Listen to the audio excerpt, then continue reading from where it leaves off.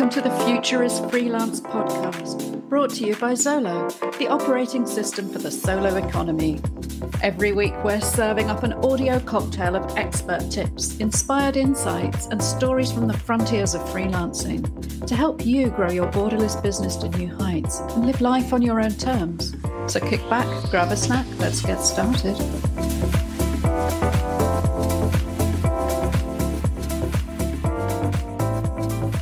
A slightly different podcast episode coming at you today because it's just me and I'm flying solo. See what I did there? Sorry. I'm not kidding though when I say it feels like we're at a bit of a global inflection point right now when it comes to freelancing, digital nomadism, starting a business, and making choices about how to do all these things. And as I approach my personal 5-year anniversary of full-time freelancing, I find myself in a reflective mood about what's changed in that time and everything I've learned before that in the context of previous small business experience. So I wanted to share that with you today, our lovely Future Is Freelance listeners, and see whether my ideas resonate. I'd love to know what you think and to hear your feedback on this episode or any other. You can email me, maya.middlemiss@xolo.io, or tweet me at Maya Middlemiss. Perhaps you've got questions or ideas for a theme or a potential guest. We'd really love to hear from you because a podcast is all about its listeners and we exist to serve what you want. What I'd really like to do is start a conversation and explore how our needs as a freelance community are evolving, which includes what you expect to hear in a podcast called The Future Is Freelance. And if you prefer our usual format of episode with a guest interview, then don't worry. Normal service will be resumed next week. In fact, we have some amazing guests lined up for your listening pleasure, so there's lots to look forward to. Today, though, I want to talk to you individually about what I've come to call minimum viable freelancing. So here we go. Now, there are many different ways to fund the starting of a business. And over far too many years, I've been around or directly involved with quite a few of these ways. Back when I started my career, the typical route was through a loan or savings. You persuaded a bank or an investor or a potential parent company that you had a great idea, perhaps a service they could benefit from immediately. And then you created a lengthy document called a business plan, full of projections of incomes and costs, typically over the next 5 years. Today, the idea of fixed project planning over such a time period seems anachronistic, but I don't know, maybe life was simply more predictable back then a couple of decades ago. Some of these businesses succeeded, and maybe they even followed the plan they'd written. Then the bank and the entrepreneur made money. Perhaps they created a sustainable lifestyle business, or maybe they grew into a world-recognized brand and enterprise. Other times, statistically more often than not, they failed within the first 3 years and everybody lost. But investors spread their risk around more than one horse in the race and generally did okay overall, getting paid back with interest during the time while the business was viable. And it wasn't uncommon at that time for failed company directors to simply declare personal bankruptcy and start over, leaving a sea of burned creditors in their wake, people who were often their fellow small business owners, which could always lead to a cascade of insolvencies in the worst cases. And getting funding second or third time around wasn't always so easy. And then, of course, the financial crisis came and the credit crunch happened and everything changed. Banks started demanding collateral and security for business lending after that. Things like your house. Getting an idea funded became a very different experience. So along came venture capitalism and angel investors. People who brought knowledge and oversight to the table along with their funding, while also expecting a generous chunk of equity and varying degrees of influence in business direction. These investors were often open to much higher risks in hope of much greater returns from fewer but more explosive success stories. Certainly in the tech sector, this model is still prevalent because startups are frequently seeking funding for really innovative products and ideas, things that might need unknown periods of technical development before hopefully coming to a profitable fruition. But while expert advice can be priceless while you're getting started, it's hard to give away chunks of yourself from the very beginning. And when you have co-owners with voting shares, their priorities may differ from your own at some point when decisions have to be made. Many entrepreneurs have found it can mean paying a higher price than they expected. However, unless you had personal assets like savings or a wealthy relative, there weren't many other options in years gone by. Starting a business always had unavoidable upfront costs: premises, materials, equipment, and staff. Often these things had to be in place before you could do any fee-earning work at all, because that was what work involved: some kind of process of transforming one tangible thing into something else. Even white-collar office work required more complexity and administration than we could ever imagine today. The last time I started a conventional business was in 2009. I was already a solopreneur working remotely online, but it still involved me putting down substantial share capital, making time for multiple appointments with notaries and accountants who charged high fees for complex rooms of paperwork. It also even meant the procurement of a physical ink stamping machine to authorise all those paper documents on behalf of the business. And that was for a company which, beyond the notary's office, operated entirely digitally. I barely used the ink stamp ever again, and I dread to think about the potential costs and complexities had I been dealing with staff or physical products or anything actually needing all that paper. So it was not only the emergence of pure location-independent online knowledge work as a concept that was such a boon to business and transforming the potential for freelance operation. We needed the business infrastructure to catch up with the 21st century too. It's the inception of services like Estonian e-residency and wholly automated business operations services which really made the difference, in ways which are incredibly exciting for every entrepreneur. Today, all you need to get started is an idea. Some way that you know you can add value in the world, whether that's providing a service, creating some kind of product or content, or amplifying the work of someone else. Perhaps you have an idea for a way of combining two unrelated services to generate something new, or applying a proven business model in a completely novel context. James Altucher calls this idea sex. If you have a skill or an aptitude that's of use to somebody that they're prepared to pay you for, if you can spot a gap where that transformation is needed, then you're in business. No loans, no premises, no equipment. You can just start. You don't need anybody's permission. You just step up and have a go. And you don't need to sacrifice equity from the outset or put the roof over your head at risk to secure a huge loan or share capital. We have at last reached the era of minimum viable freelancing. Wherever you live, you can start an Estonian e-resident business for next to nothing. You can test your idea, put your creation into the world and start earning money. The market will give you instant feedback in real time, so you can iterate, improve and figure things out fast. This is totally transformational, and more people are grasping the potential that it offers to do fascinating and innovative things they never dreamed of before. Freelancing has changed so much in such a short space of time. When I started full-time freelancing 5 years ago, it was out of sheer necessity. I had zero investment to bring to the table.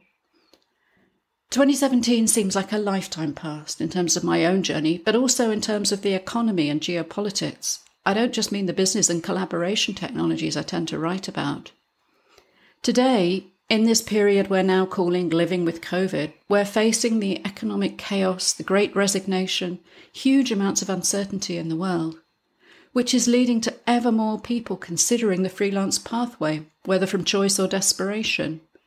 The implications of the supply chain crisis, the fuel crunch, economic uncertainty, and war in Europe, all of these things are having far-reaching impact on so many businesses, but also individuals.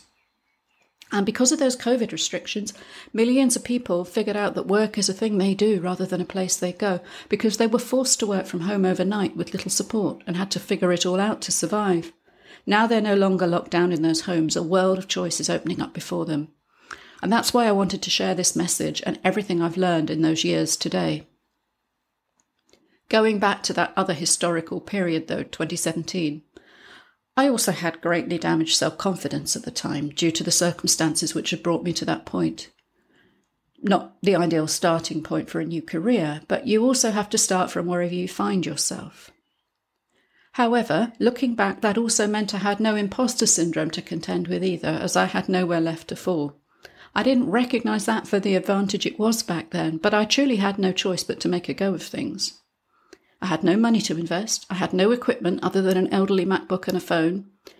And I also had an internet connection, something which gave me access to every potential client and resource in the world. I just had to reach out and get started. Of course, I started with people I already knew, personally and professionally, putting the word out that I was unexpectedly very available. Not so much, do you have any work for me, but here's my situation. Do you have any suggestions? I was lucky enough to have some interesting friends and connections, though before that moment I didn't think of them as an asset called a network. They were just people I knew. I remember making a mind map of everyone I could think of who might need help with something, anything. People who seemed busy and thriving and might benefit from some kind of collaboration. Then I tried to relate this to what I thought I might be good at or could learn about and work out where these zones might overlap to create something I might be able to get paid for. I didn't call it minimum viable freelancing then. I called it trying to figure out how to keep the lights on and support my family. My previous means of so doing had been abruptly thrown under a bus in the name of my mental health survival, which, like I said, is not a pathway to business creation I'd recommend to any aspiring freelancer. I'm not sharing this to try and impress you in any way, simply to demonstrate that sometimes the only way really is up, and if I could do it under those circumstances, then anybody can. Because opportunities came, suggestions, introductions, people wanted to help. Some of them even wanted to work with me. It was humbling and uplifting. I knew I could write, but I felt like my business experience was concentrated in an extremely narrow niche. I had no idea of the range of experiential learning I'd gained from my career to that point, as circumstances had left me feeling worthless and a failure anyway. At times I was even afraid that friends were putting me forward for things or putting work my way out of sympathy to my circumstances. Okay, so the imposter syndrome wasn't completely absent then. But gradually it snowballed, and before long I had a viable freelance business on my hands. Some of those friends and friends of friends came back for more. And 5 years on, I'm proud to say I still work regularly with my very first freelance client, who I'd known personally for years before that. So hopefully she's not just trying to make me feel better about myself. And I really do feel a lot better about myself now. Of course, it all meant picking up new skills fast, but I quickly realised another success factor in the minimum viable freelancing equation. You can learn to do anything online. This was somewhat of a revelation to me as a digital immigrant, because I completed my formal education quite a long time before that, in a fundamentally analogue world. So, just in case you still need to hear it, let me spell it out. You can completely independently learn anything online. Whatever it is you need to understand, to carry out, to get familiar with today, there's a website about it. There's also a self-published ebook you can download and start reading immediately, created by someone who's achieved professional success doing that very same thing. There's a YouTube tutorial walkthrough of every technical nuance of every piece of software that exists, as well as how to service and fix your hardware when it breaks. Yes, you can learn to repair stuff too and save a fortune. There's a blog or a dozen blogs about every professional niche and a huge number of podcasts about each industry or subject you could possibly imagine. Some of those podcasts are really quite good. You have to go and find the right source in a world of noise and promotional chaos, but somewhere it's out there. And later, as you start bringing in some money, you can, of course, purchase training and information products, which frequently don't offer that much more than already exists somewhere for free, but they've done the vital step of curating and presenting that information you need in a systematic and structured way. That makes it much easier to find the stuff you need fast and focus in on it. But when you start from zero and you have time but no money, you quickly learn to evaluate free resources and sift many perspectives. This critical evaluation period is actually very good for honing your learning objectives and working out who in your space is worth listening to. Just remember to bookmark those premium resources to return to when the balance changes and you're ready to exchange money for the shortcuts in time that expert sources can provide via their paid-for products. That's when you find you're building a unique digital brain outside of your head which serves your needs in a completely individual way. Which resources will start to deepen the value you provide to your clients. You get better every day through your own learning and development, which you apply to your work, and then you can raise your prices because you're worth more. For example, as a content marketer and journalist, I need to be a subject matter expert in the niches I write in. 5 years ago, that meant I had to develop advanced Google Foo fast, and I also spread myself pretty thinly. As soon as I figured out I could go and learn anything, my default response to any client inquiry was, sure, I can do that. Then I'd go away and figure it out. Today, I have the luxury of a range of clear specialist areas which I can support with the right paid-for subscriptions to enhance the freely available resources I track and stay updated with continually, of course.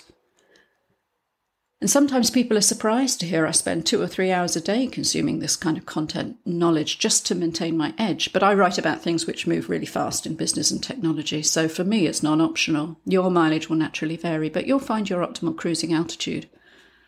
All I have left to say on keeping up with learning is thank goodness for the existence of audiobooks and podcasts, otherwise I'd never leave my desk. Don't forget that as a solopreneur, your own well-being is just one of many things you are now 100% responsible for. So ensure you schedule in some essential exercise and self-care. Check out episode 6 with Rowena Hennigan if you need a pep talk and reality check on this vital subject. What about minimum viable technology, though? That's not going to come to you for free, I hear you cry. Well, that's certainly true. However, I contend that if you want to start a knowledge work business, you probably have a lot of what you will need already, on the hardware front at least. And you can get by with a lot less than if you were specifying needs for a typical old-style pre-cloud office setup. Of course, some device for connecting to the internet and communicating with people who might want to hire you is the bare minimum. For most people and roles, that's preferably something at least laptop-sized with a full keyboard, and things like a Google Chromebook are really affordable now. You don't need huge drive storage either because you can do everything online. Your device really is just a means to get at your digital workspace and cloud storage. And it might surprise you that many people, especially in lower income locations, run thriving businesses of all different kinds entirely on a tablet or even a phone. And that's usually a device they already have in their possession as a consumer or have begged or borrowed from friends and family. Yes, of course, you know you want something better in future, and when you can afford it, that shiny new Mac Pro will be a legitimate business investment. But when you're just getting started, remember that your prospective client cannot see back out at you through the creaking, cracked screen ancient device you're emailing them from, so you don't need to spend out on something new until they've paid you for some work that you've done. What about software? Well, again, there's a lot you can get for free. And today, there are always many options to choose from in business software, a range of applications which do much of the same things as each other. This is a big and important shift, because a decade or so back, investing in Microsoft's essential suite of products was pretty much unavoidable. Remember when that came on a disc in a large box to make you feel like you were getting what you paid for? Hands up who still has an MS Office box on a shelf somewhere in their home, complete with that golden hologram printed on the install CD. Today, though, to take word processing as an example that's very familiar to me, you can always buy only the Word app from Office 365 if that's all you're going to need in your business. Or even better, you can use Google Docs for free. And that's definitely my preferred tool for collaborating on anything written, simply because it's built for multiple users to all edit and input in one place. No more version control chaos and attaching things to emails. And when you find yourself working with that one client who insists on using Word, you can get OpenOffice or LibreOffice for free. Or you can download your Google Doc as a docx file type. Or if you've got a Mac, Pages will do the same thing, and that's free as well. Your customer is always right, and part of your developing skill set in serving their needs is learning how to give them what they want, exactly how they want it, even if that means poking around in settings menus you've never used before. But even though they are right, I have to admit that every now and again I can't resist sending them a lovely collaborative Google Docs link, even when I know they're probably going to download it, edit it and send it back to me as an attachment. Version 1, Rev 2, edit, final. Bring it on. The same goes for other general business apps, of course, and Google Workspace has many different elements, whether you need presentations, surveys, spreadsheets or similar. It's all in there. And if you're a Xolo customer, you just don't need many spreadsheets in your life anyway. If you find some functionality missing in these online free tools, you can probably opt into it via some kind of an extension. For example, I have an extension in Google Docs which helps me copy edit my work into US or UK English. I pay for it, but not much. It even does rarer specimens like Australian or Canadian English, and yes, they're all different. I also use a different extension to check for AP style. So dig around in the add-ons options, because you'll probably find somebody had the same need as you in the past and someone else has already built the exact thing you need. You might even be able to commission a developer to create exactly the plug-on that you require to do your weird thing. Then there are lots of other business software tools which are available for free for communicating and collaborating, which is of course something you will need to do. Frequently, these are created by more specialist enterprises than Google or Microsoft, though they both have their own set. The thing is, all these developers have to make money somehow, but plenty of them do offer a freemium model, whereby a lot of their functionality is available without cost, alongside options to upgrade as and when you need to. And the good news for you as a solopreneur is that many single-use examples are in the free option, even if there are limits in terms of time or storage or other constraints. In fact, I'd go as far as to say one positive legacy from the pandemic remote revolution is the amount of software development that got funded in the B2B space, and that means competition, which is good for us savvy consumers. It means keen pricing, even loss leaders. If you find the solution you want that does a specific thing you need really well, but there's no free option, then do shop around, while of course being mindful of the opportunity costs of switching from one application to another for potentially marginal gains in productivity or money saved. In some cases, you'll only get something free for a trial period. In this case, especially if you've had to input payment details up front, then make a careful note of the date you will be charged and use that time to really test and evaluate the tool so you can make an informed decision about whether you want to pay for it. Perhaps you find an app that more than earns its keep within the free trial period, and then that's great. All you have to do is decide whether to plunk down for an annual subscription, which is generally at least 10% cheaper, or continue to evaluate it month by month. If you do go for the annual sub, then set yourself another reminder to review your use of it and the value it adds just before next year's renewal date. Minimum Viable Freelancing is not about being able to do everything for free. You're probably going to need some specialist software at some point that has to be paid for. Software as a service is a good model to engage with because unlike that big box stuff, you only pay for exactly what you need and you know it's going to continue to be upgraded and supported on an ongoing basis. But your activities and uses will evolve and change alongside new functionality in the tools you're using. All of these software suites are setting out to eat each other's lunch and they keep adding on things their competitors can do. If you're a solopreneur, it's likely that your needs and activities will change even faster than any of your software tools. That's why you have to review it, because perhaps next time you can merge two things you're paying for into one, or you simply no longer need a premium tool for something you're doing less often and can now handle manually. Regular oversight will help ensure your costs don't spiral. Set calendar reminders or put them in a spreadsheet, a free Google Sheet of course, as notes to your future self.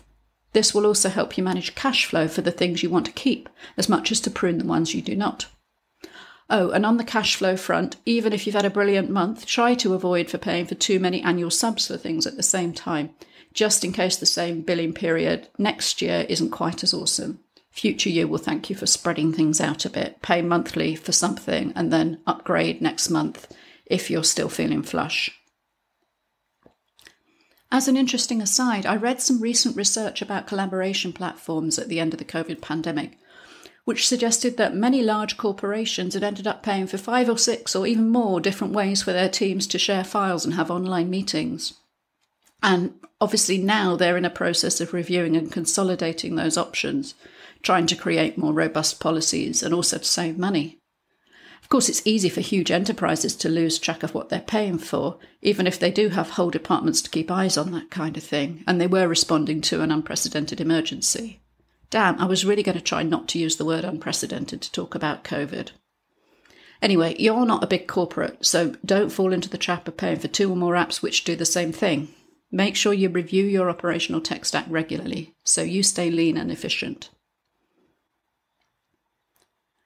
Something else that not a lot of people realise when they think that consulting looks like a cool gig is that you have to be your own marketing, PR and sales departments too.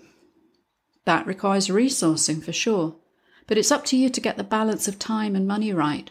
When you're bootstrapping from the get-go as I describe in this piece, then don't spend funds you haven't got on things you don't need. Let's leave aside the philosophical arguments for now over whether social media is really free. What you want to do is work constructively with the benefits these tools offer you in exchange for getting other people's eyeballs onto their pages and ads. Decide on a strategy where you want to show up and then resource that adequately. I was speaking to a friend recently who's launching a new business, and she expressed concern that she was spending more time on social media than she was spending doing the work. But this worry was legacy thinking from her pre-business days working for somebody else, back when social media was something she equated with fun time or even wasted time. When you're freelancing and building a brand, the social stuff is the work. So you have to treat it like that and do it right. Be tactical, be intentional. Optimize your presence and the way you spend your allocated time. Check out the wise words of Jennifer Riggins in episode 6 and Hayley King in episode 5 if you need solid advice from fellow freelancers about exactly how to do this. But in general, I would say make your social media engagement time work for you by leaving breadcrumbs and showing you were there, being social after all. Creating and posting, but also commenting and engaging. All of this enhances your visibility when you do it in the right place. It's the mindless scrolling and consuming other people's stuff that's the wasted time. Remember, your intention is to promote your work and build credibility and authority so the right opportunities and connections come to you. That means having conversations with the right people, being part of the right debates, and showing up on the right platforms and discussions for you. I can't tell you what those are or what networks you will find them on because I don't know your business. You need to discover where you need to be because as a solopreneur, you can't be everywhere and you can't do everything on every social network. Not even with the most expensive social media scheduling app you probably don't even need. And actually be careful with automation in any case. Authentic engagement is usually your best bet. And part of your personal voice needs to go into that as you build your personal brand, however icky you find that phrase. That really is what this is about. What about a website? Do you need one? Maybe. Confession time, I still haven't got one.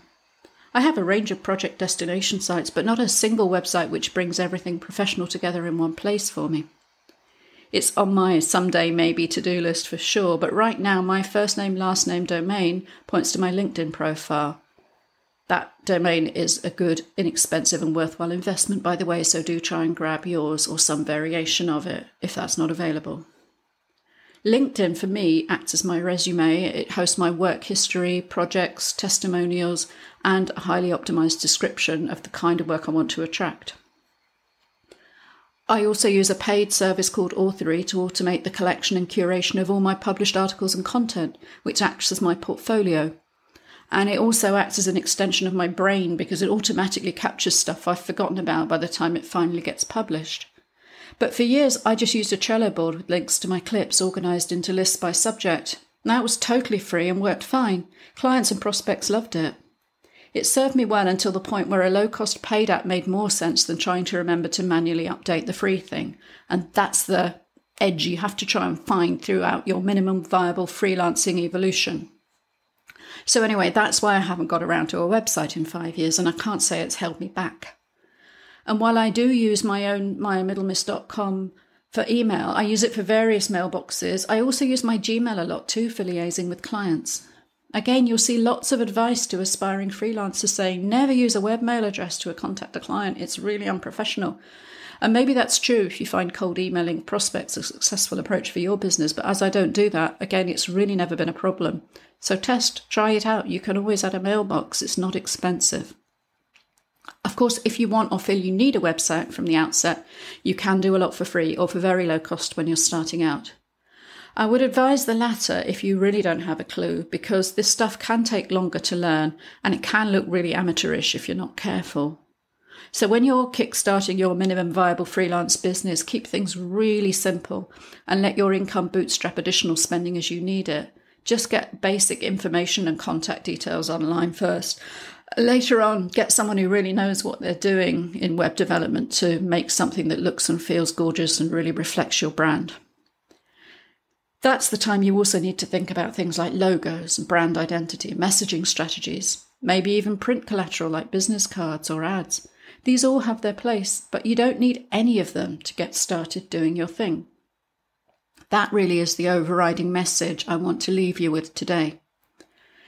If you simply concentrate on figuring out what that thing is, you can add value and offer something genuinely useful to your target client, get started immediately.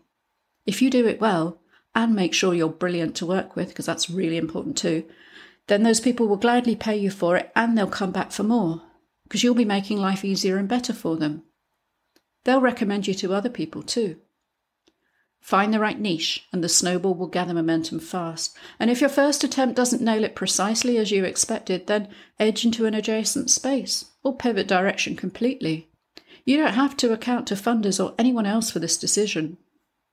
Later on, you can decide to incorporate, to recruit, to expand, to invest, or whatever. Once your use case and expertise is established and you know you've got a business that's working for you. I'm not saying this is the easiest route, and it's hard to compare it to getting a big round of funding up front and being able to hire a professional team and scale up at speed. But this approach brings its own stresses and headaches too, and it can be much harder to check in that you're heading in totally the right direction. Some well-funded startups burn through their runway and end up delivering nothing at all, and it's a really miserable time for everybody concerned. When you bootstrap from zero, not only do you have total control over how to spend every cent you earn, you stay lean and responsive and in control. And you feel the unbeatable freedom and fulfillment that truly spreading your wings as an independent solopreneur has to offer. So that's why I recommend that you take a long, hard look at minimum viable freelancing.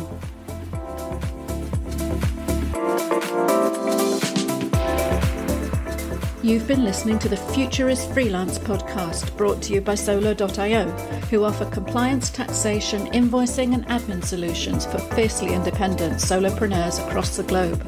From simply getting paid to launching a full EU-based limited company, Xolo has you covered, thanks to Estonian e-residency and a superb suite of streamlined business software. If you enjoyed the show, please like, rate and comment, and subscribe to our feed wherever you get your podcasts.